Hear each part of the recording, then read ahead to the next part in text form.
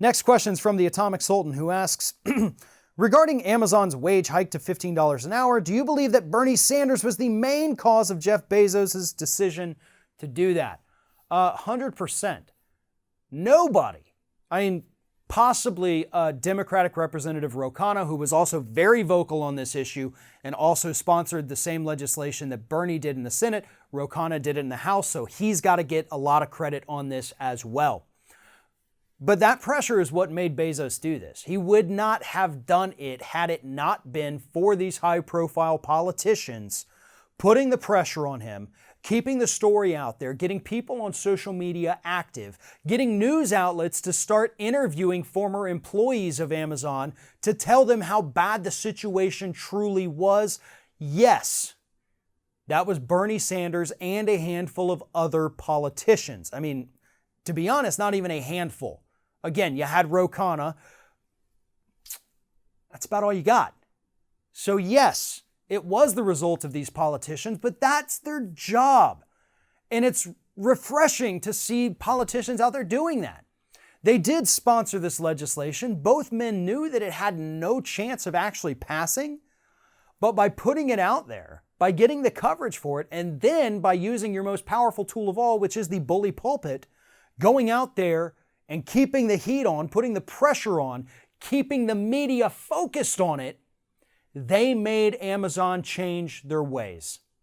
That is what more and more politicians should be doing every day. And to be honest, this country would be a much different place today had Barack Obama done that more often as President of the United States. To me, that's his biggest failure as president, not using that bully pulpit. We have seen how effective it can be. We have seen the results that come from getting out there, putting public pressure on these companies and forcing them to make the changes that are desperately needed.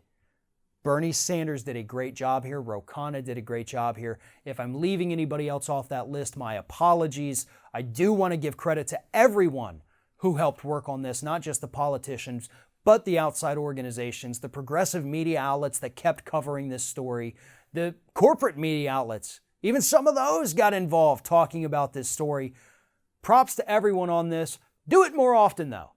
Don't just let these corporations slide, okay? We have too many still out there, big box stores, screwing over their workers, engaging in active wage theft of their employees. That has to come to an end. But it's not going to come to an end unless there is this public pressure, which requires a public spotlight. The average American citizen cannot hold that spotlight up because they don't have the platform to do it. Politicians do, media outlets do, and they're the ones who have to take the lead on this to force the change on other corporations in the United States. Again, if you have a question for us, please send it using the hashtag AskROF. You can also follow the show on Twitter at Ring of Fire Radio, and you can follow me at Fair and Balance. Feel free to send your questions directly to us, either my Twitter or the show's Twitter. We will respond to them on the air. We've got to take a quick break. We'll be right back.